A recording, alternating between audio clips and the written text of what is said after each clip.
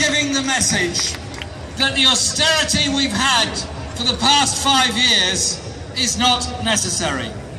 Hands up anyone here who created the banking crisis in 2008. There's one hand over there. There must be a merchant banker over there somewhere. Go the other end. No. Was the banking crisis created by nurses, by teachers, by school workers, by street cleaners, by the unemployed, by the disabled, by the homeless? No! Of course it was not. You know it was not. It was created by an unregulated banking system that sucked up billions of pounds of our money in order to survive in this system.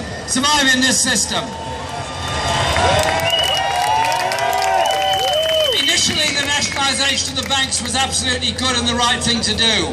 There is no case whatsoever for now selling off RBS shares at a loss that somebody can make a greater profit out of our money in the first place.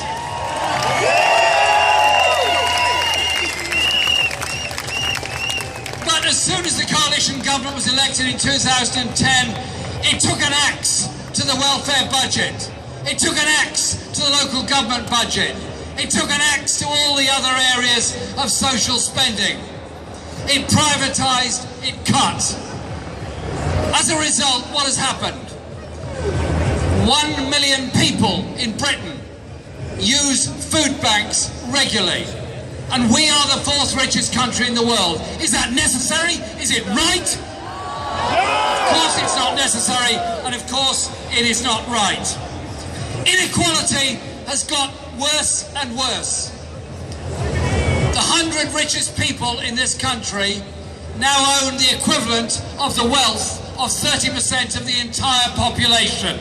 That is ghastly inequality on an industrial scale.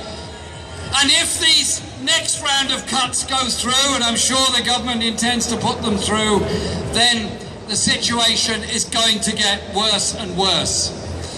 I travel around the country a great deal at all these debates and hustings and so on, and everywhere you meet people that are begging on the street, you meet people that are sleeping on the street, you meet young people working 0 hours contracts, unable to make ends meet, getting into benefit problems because they don't know what their income's going to be. Is it really morally right or just that anyone should be forced to sleep on the streets of this country at any time? Instead of extolling the virtues of ever-rising prices in the property market, particularly in London, I've got a different idea. 1, build council housing for those people in need. 2, regulate the private rented sector. A year on in-work benefits subsidising low wages. We're spending at least £25 billion a year subsidising landlords charging extortionate rents in some parts of the country. We need a different narrative and a different story. So I say this, the people that marched in this square in the 1850s with the People's Charter didn't achieve very much that day. They were dismissed as out of date, out of time and irrelevant. Within 50 years, we had a national insurance system. Within 20 years, we had a universal education system. Within 70 years, we had council housing. Within 100 years, we had a universal health service. Those people were real visionaries. And so when people tell me that the only thing that's practical and matters in politics is being fiscally responsible, paying off the debt and paying off the debt in record quick time, I say this, the objectives for any society should be eliminating homelessness, eliminating poverty, reducing the levels of inequality, investing in productive work and productive jobs.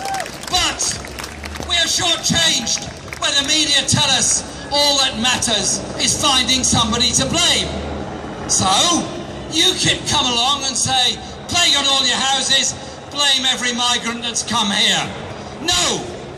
I stand with those people that have come to this country, worked, contributed, and are part of our society. I want a humanitarian and decent response to those poor people who are victims of war, that are dying in the Mediterranean, trying to reach a place of safety.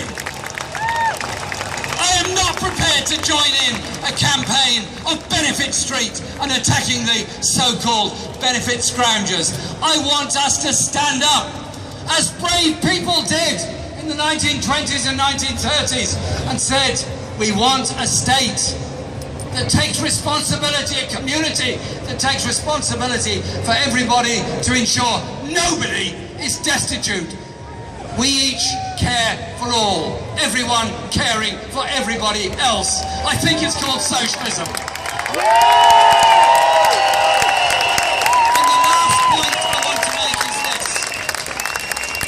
We've all been in this square many times to oppose wars, to oppose nuclear weapons, and oppose so many other things.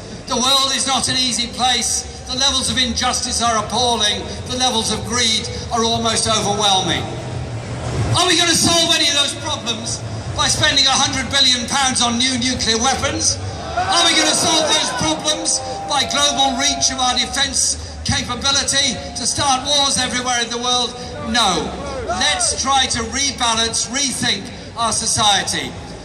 A world at peace and human rights, social justice for all at home, but above all, remember those that came before us.